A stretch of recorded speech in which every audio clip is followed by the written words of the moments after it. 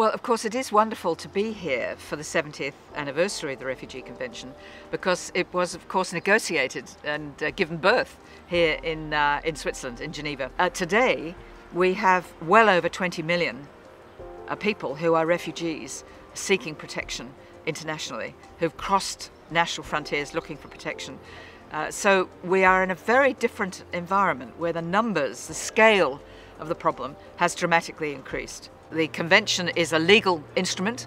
It's legally binding on 148 countries today have now ratified that treaty, and it's a binding legal obligation. Countries are not so keen on technical legal documents as was true in 1951, but today they're more inclined to go for something which is more aspirational, more a commitment to values than they are to legal standards. But we also have more recent conflicts, and the protracted ones we're sadly all aware of.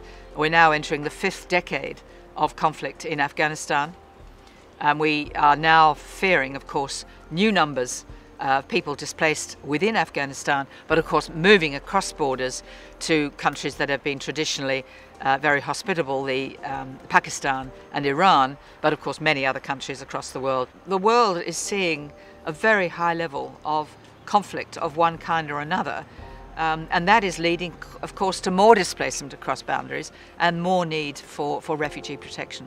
We need to move hearts as well as minds. It's not only an exercise in law and in numbers, because the numbers are incomprehensible, whereas an artist, but particularly film, can tell the individual story, and it's the individual story that will really make the difference.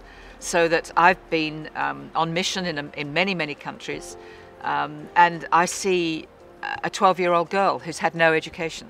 I see a woman, a grandmother, caring for her grandchildren because her daughter's been killed. I've seen people raped and burned out of their villages. That tells the story, so that cinema and the visual image is able to tell that story much more effectively than a lawyer like me. Or somebody giving you the numbers. I met a man who was a Syrian refugee who had fled to Europe and ultimately to the United States, and he's now an actor, and he is performing in one of the films that's being presented here at the Locarno Film Festival. Now that's the future.